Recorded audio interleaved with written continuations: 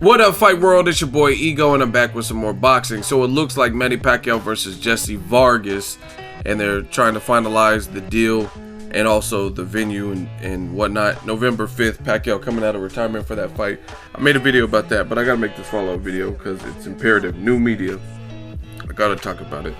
Link in the description, but there's an article with the LA Times and Lance Pugmire, and he was talking to Pacquiao's longtime advisor, Michael Conks.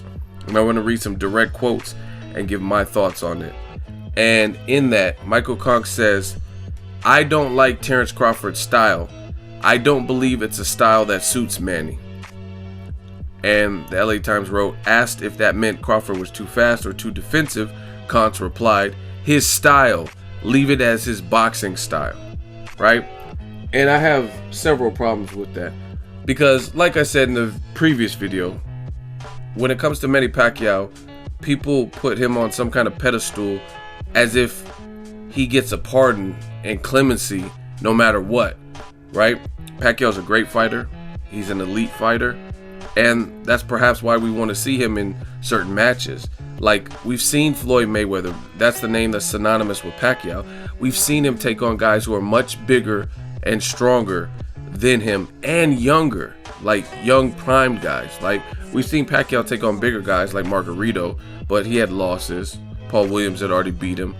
Sugar Shane Mosley had just knocked him out. He was off of suspension. It was at a catch weight. I'm talking about a guy like Canelo, who was 23 years old, who was fresh, who was young, who was strong, just came off the biggest win of his career in beating Austin Trout. He had beat Carlos Baldomir, knocked him out brutally, beat Shane Mosley, beat Cotto's brother, etc. And he was moving through the ranks and stopped Josecito Lopez, stuff like that. And the division is on his popping. So to me, the Jesse Vargas fight just stylistically does nothing for me. It does not excite me. And the problem I have with Michael Conks' statement, "I don't like Crawford's style," is when did boxing become about what you like? Instead of like the best fighting the best, or like I like it, and I know there's a ton of fans that would rather see Crawford versus Pacquiao. And Floyd Mayweather gets this bad rap about, oh, he's a cherry picker, he waited for the right time, he fought guys he knew he could beat, which is some of the most outlandish, dumbest things you can say. How do you know you could fucking beat somebody if you've never faced him before? How do you know you could beat Canelo when you never took his punch, right? You don't know what he's going to bring to the table. How do you know you could beat Shane Mosley after he just destroyed Margarito, right? So that doesn't really make sense. But they also bring up this whole cherry picking. Oh, he waited till the cherry was ripe. And what Michael Conks, Pacquiao's advisor, is saying to me is the essential definition of cherry picking. I don't like Terence Crawford's style. I don't believe it's a style that suits Manny. So, in other words, you're saying because Crawford mixes it up, he's a switch hitter, pause, he's ambidextrous, he can go southpaw, and he has a defense, aka he's a complete fighter, you're not comfortable putting your fighter in there with him. Now, I covered Crawford versus Victor Postal live. I was very close to the ring, and I seen it all, right? And I thought Crawford looked sensational given who he was in there with. Yeah, he could have been more aggressive at spots, but he had the bull by the horns. He was clearly dictating the pace. He was doing what he wanted. So at that point, he doesn't have to do anything extra, right? But we've seen Crawford mix it up. He fought fire with fire versus a very fast and athletic Gamboa, and he was getting hurt in there by Gamboa, and he turned it around by knocking Gamboa down several times. I think it was 4 times. We've seen him come out very aggressive versus Thierry Jean and Hank Lundy, and maybe lose portions of those rounds. He lost like the first 5-6 rounds to Thomas Delorme based on, I don't know, maybe he was giving him a false sense of hope or confidence or whatever he was doing. So bottom line is Crawford is a great fighter. We've seen him mix it up, so he doesn't fight all one style.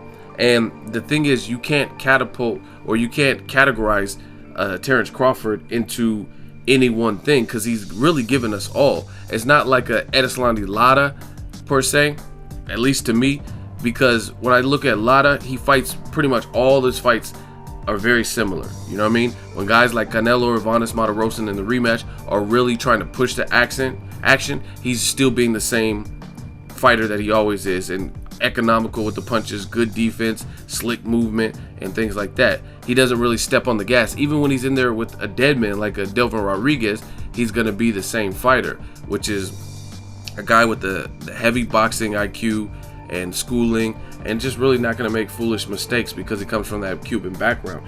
But that's not the same with Crawford. Crawford takes unnecessary risks. In my opinion, he was clearly winning. Victor Postal needed a knockout to win, and he was fighting fire with fire and saying, come on, in the 12th round, trying to close the show and punctuate it and see if he could stop this dude, which also opens him up to get knocked down or get stopped or whatever in turn if Postal was able to capitalize, which he wasn't. So it's just, to me, that's full of shit for Michael Conks to say we don't like his style. And I think his style with Pacquiao would be a very good fight, right?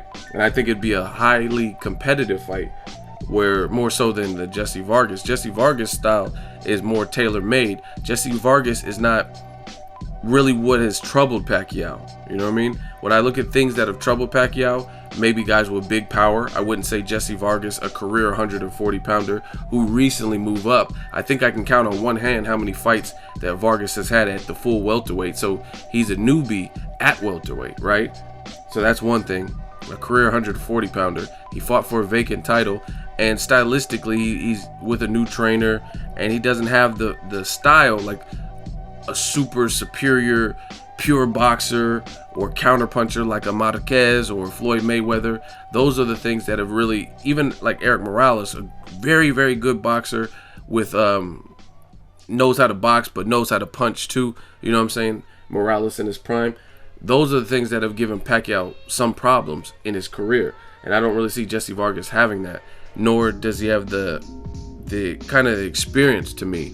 Like even Tim Bradley, to me, Bradley's resume was pretty deep by the time he even fought a Pacquiao, right? He had been in there with the Devin Alexander. He had been in there with Lamont Peterson, Nate Campbell. He'd been in there with a ton of guys, right? Casamayor. So I'm not looking forward to Pacquiao versus Jesse Vargas, but it's just astonishing to me that Pacquiao's team does him no favors because they're so forthcoming with certain information. Freddie Roach just recently said in the interview, I made a video about it, check it on the channel, that I need to keep my guy away from Crawford. Basically, we need tune-ups before we would fight a guy like Crawford. Now Conks is trying to belittle Crawford's style by saying, I don't like his style. I mean, who cares what you like? The fans would like it. It will sell better. So to me, it's clear that they're cherry picking, finding a style that works better. I mean, he said it himself.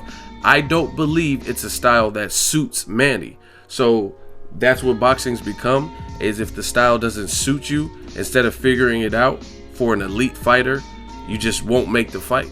And that's what it looks like. That's one of the new trends in boxing. It's like, oh man, I don't want my guy trying to have to cut off the ring and search for this guy, or him to be using the defense. We just want a guy who's going to stand right there. I mean, what's the fun in that? You know what I'm saying? That's like expecting the Golden State Warriors to just dunk everything and just dunks and layups, everything in the paint. We don't want you to shoot. Don't be shooting three-pointers, Splash Brothers. What the fuck is that? That's the equivalent of that. You know what I mean? You can't change who you are as a fighter, just like you can't change who you are as a team. The Golden State Warriors are a ball-handling, efficient, shooting team. You know what I mean? It would be stupid for Steph Curry, to his height, his size, to be trying to go up against LeBron James and all these tall centers to dunk all the time, right? When he's capable of shooting from the half-court point and making a basket, or shooting deep threes or three-pointers in general. You know what I'm saying? And that's what is coming to in boxing. You have foolishness being said like this, like Michael Conks.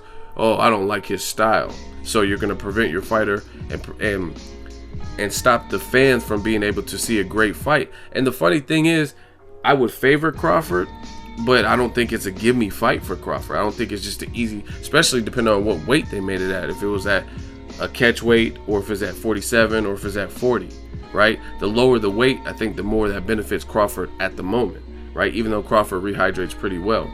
So that's crazy, because a lot of people point the finger about this person's cherry picking, but when it comes to Pacquiao, it's like he's exempt automatically, and his own advisor is telling you, I don't like Crawford's style. I don't believe it's a style that suits Manny. So if it doesn't suit Manny, then we're not going to see it, which looks to be the case. And to me, I just think there were far better fights. Keith Thurman, Adrian Broner, Danny Garcia. I mean, those fights all from a business perspective, I believe would generate more money than Jesse Vargas. Plus, stylistically, there's some different variables. Keith Thurman is a very good boxer. He can move and he can fight off the back foot.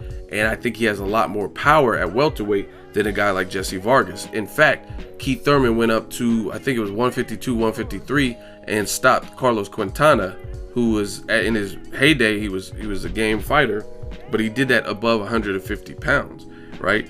I don't know if Jesse Vargas moved up to 153, 152, if he would be stopping anybody, like even the Carlos Quintana type person, right? That's just my opinion. So I still have to see more from Vargas for him to be anointed that. So I'm not looking forward to it. That's just what it boils down to.